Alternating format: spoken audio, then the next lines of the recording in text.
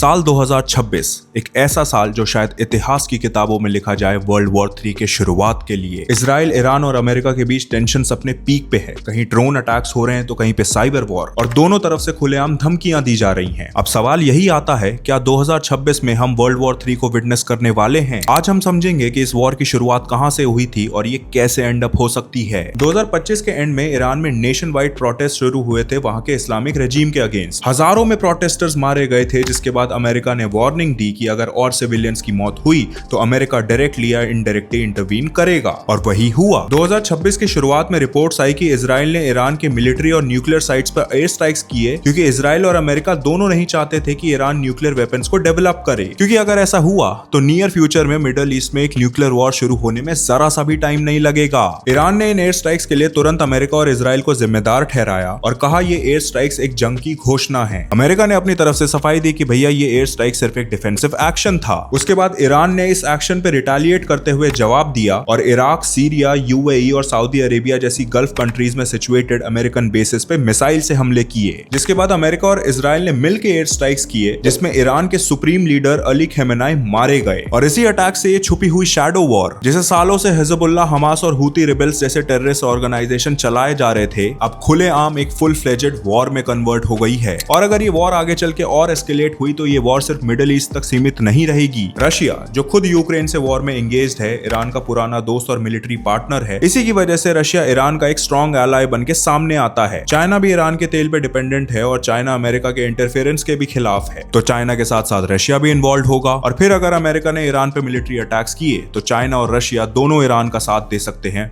Diplomatic और military दोनों levels पे। और फिर ये जंग सिर्फ एक रीजनल कॉन्फ्लिक्ट नहीं बल्कि एक ग्लोबल वॉर में कन्वर्ट हो जाएगी। अब इसी बीच अफगानिस्तान और पाकिस्तान के हालात भी इस वॉर में एक और लेयर जोड़ते हैं। अफगानिस्तान और पाकिस्तान के बीच भी अपनी टेंशन्स अपने पीक पे हैं। अफगानिस्तान अब तालिबान के कब्जे में है और दूसरी तरफ पाकिस्तान अपने इंटरनल क्राइसिस, बॉर्डर टेंशन्स और इकोनॉमिक डाउनफॉल से जूझ रहा है। अब इसी बीच चाइना या ईरान ने वॉर में पाकिस्तान को अपनी तरफ कर लिया तो पाकिस्तान एक कॉन्फ्लिक्ट शुरू कर सकता है इंडिया के साथ। अब इंडिया की एट प्रेजेंट इंक्लिनेशन इजराइल और अमेरिका की तरफ है, because of the recent visit to Israel and recent trade deals with America. अब इस पूरी इक्वेशन में इंडिया का रोल बहुत इंपॉर्टेंट होगा। इंडिया ने हमेशा बैलेंस बनाए रखा है, एक तरफ अमेरिका और इजराइल से तो दूसरी तरफ रशिया और ईरान से। लेकिन अगर एक फुल स्केल वॉर शुरू होती है तो इंडिया को एक साइड को चूज करना पड़ेगा। अमेरिका इंडिया से इंटेलिजेंस और इंडियन ओशन के रूट में सपोर्ट मांग सकता है, और अगर इंडिया इस सपोर्ट को देने के लिए रेडी हो गया तो ईरान या चाइना इंडिया के अगेंस्ट जा सकते हैं, और फिर इंडिया पे साइबर अटैक, टेररिस्ट अटैक्स या बॉर्डर टेंशंस भी बढ़ सकती हैं। अब इस पूरी सिचुएशन में सबसे डेंजरस बात पता है क्या?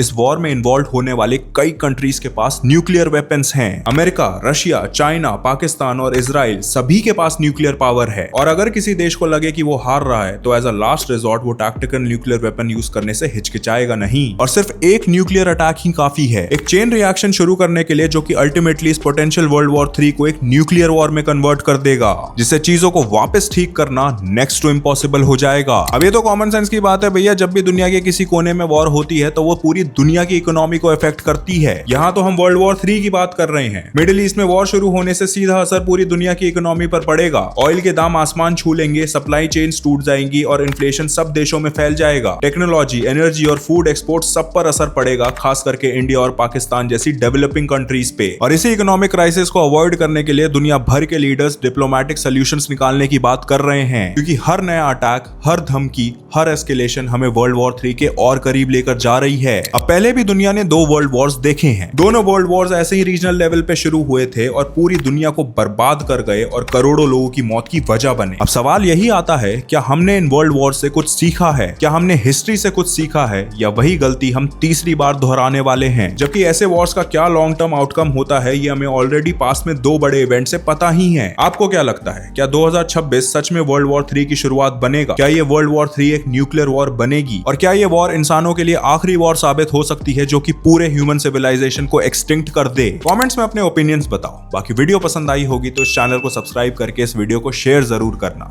Thank you.